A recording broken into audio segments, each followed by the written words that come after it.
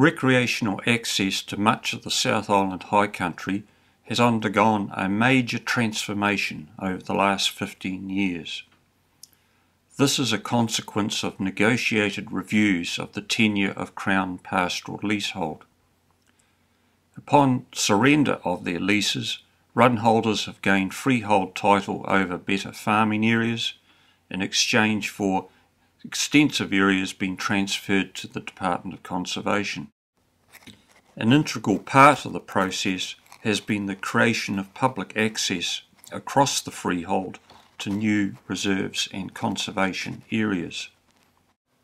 This presentation is a review of the effectiveness of the access mechanisms used during tenure review, as well as of alternative options that may better secure the public interest.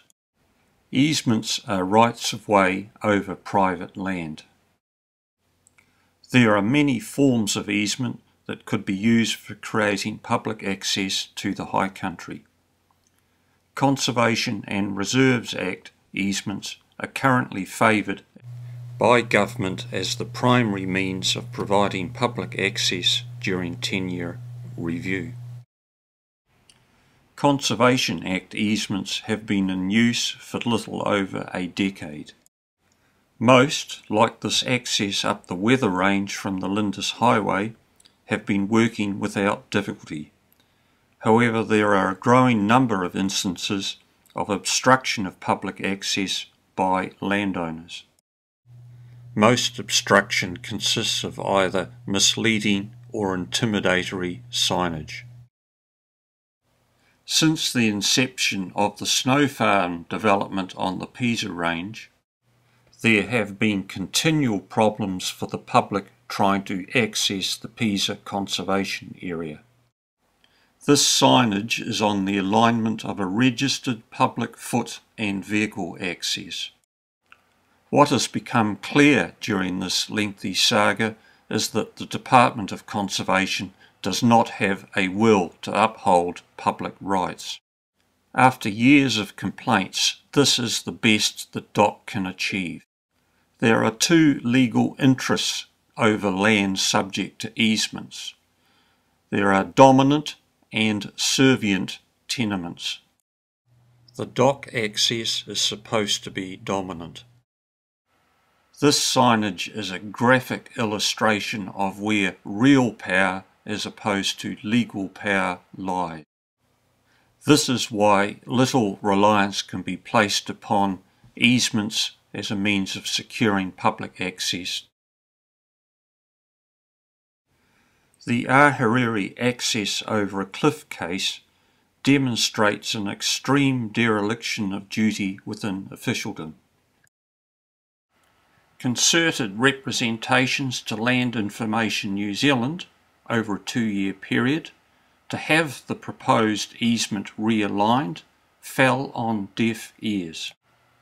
Lynn signed off the final tenure review deal with Benhaven Station and left it to DOC to negotiate practical access after the event.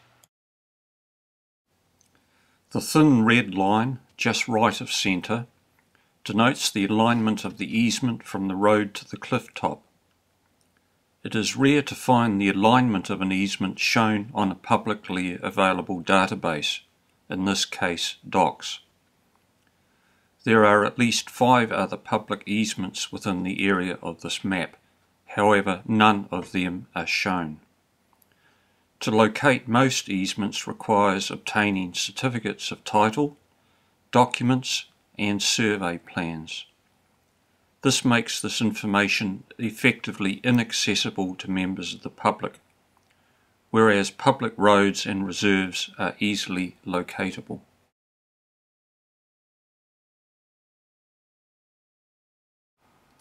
Back to the Ahuriri Valley.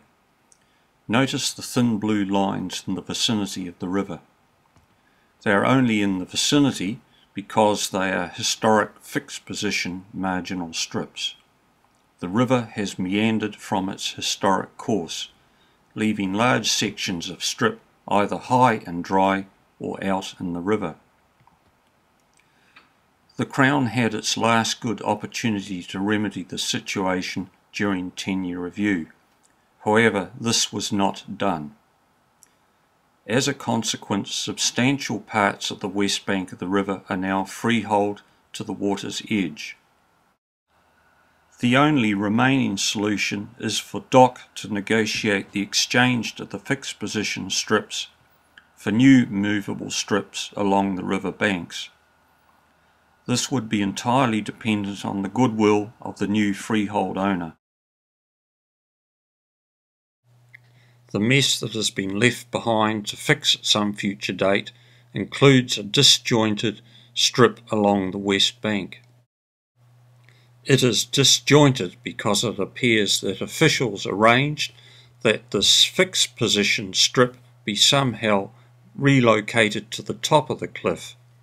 This would enable them to state that there is legal access all the way to the river.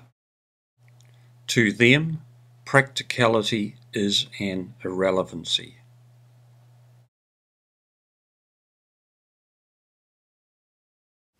A road is defined as meaning a public highway, whether carriageway, bridle path, or footpath. The inclusion of bridle paths and footpaths in this definition clearly shows that public roads are not solely the domain of motor vehicles. Public roads provide the only real assurance of public access in terms of rights conveyed to all citizens and assurance against future disposal. Roads outstrip by far any other access mechanism. Hundreds of roads are created annually throughout New Zealand through the voluntary provisions of the Public Works Act.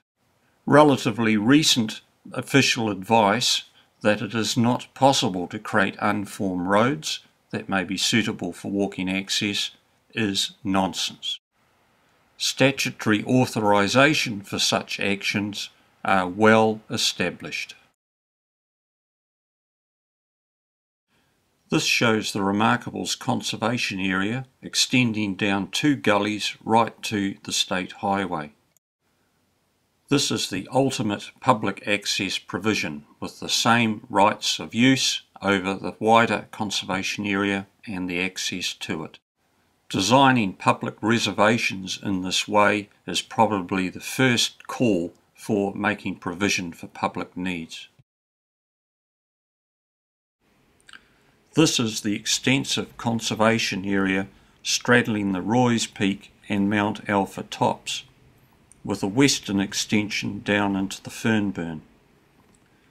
Although this extension is justifiable purely from a conservation point of view, it is also justifiable for public recreation and access, in conjunction with the movable marginal strips along the Fernburn. This records an Otago instance of a government purpose reserve for access. It could have alternatively been classified as recreation reserve. For the last 160 years, much of the South Island high country has been under pastoral occupation. Since the 1930s, at least, there has been a growing awareness that there is more than tussock and sheep to the high country. It has become a place of inspiration and recreation. The latter has been entirely at the pleasure of the run holders.